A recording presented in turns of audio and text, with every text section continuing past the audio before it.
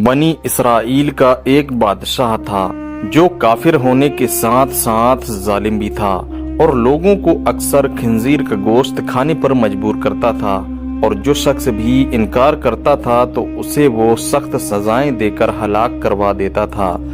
एक दिन की बात है, उस जमाने के सबसे बड़े आबिद को बादशाह के पास लाया गया। लोग उस आबिद के मर्तबे और फजीलत से आगाह थे। लोग नहीं चाहते थे कि उस आबिद बुजुर्ग को बादशाह की तरफ से कोई तकलीफ पहुंचे, इसलिए बादशाह के एक सिपाही ने आबिद से चुपचाप आकर कहा, आप मुझे एक बकरी का बच्चा ज़िबह करके दे दें। जब बादशाह कहेगा कि इस आबिद के सामने खिंजीर का गोश्त रखें तो मैं वही बकरी का गोश्त आपके पास ले आऊंगा।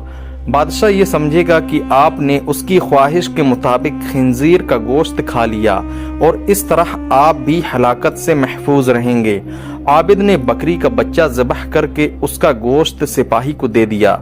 जब आबिद को बादशाह के सामने लाया गया तो बादशाह ने हुक्म दिया कि खिंजीर का गोश्त लाया जाए। मंसूबे के मुताबिक उस सिपाही ने बकरी का गोश्त आबिद के सामने पेश किया।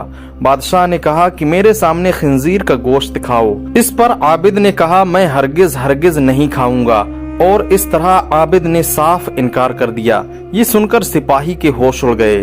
उसने इशारे से बताया कि ये वही बकरे का गोश्त है जो आपने दिया था, आप बिला झिझक खा लें। लेकिन आबिद ने बादशाह के सामने वो गोश्त खाने से इनकार कर दिया। जालिम बादशाह ने सिपाहियों को हुक्म दिया कि इसे कत्ल कर दो। जब सिपाही आबिद को कत्ल करने के लिए ले जाने लगे तो वही सिपाही करीब आया और उसने कहा, आपने गोश्त क्यों नहीं खाया? बाखुदा ये वही गोश्त था जो आपने दिया था। आबिद ने कहा, ऐसी कोई बात नहीं, बल्कि मैं इस बात से डर गया था कि लोग मेरी वजह से फितने में मुब्तला हो जाएंगे, क्योंकि जब भी किसी को खिंजीर का गोश्त खाने पर मजबूर किया जाएगा तो लोग कहेंगे कि फला आबिद ने भी तो मजबूर होकर हराम गोश्त खा लिया था, लिहाजा हम भी खा लेते हैं। इस तरह लोग मेरी वजह से बहुत बड़े फितने में मुब्तला हो जाएंगे और मैं लोगों के लिए फितना हरगिज नहीं बनना चाहता हूँ।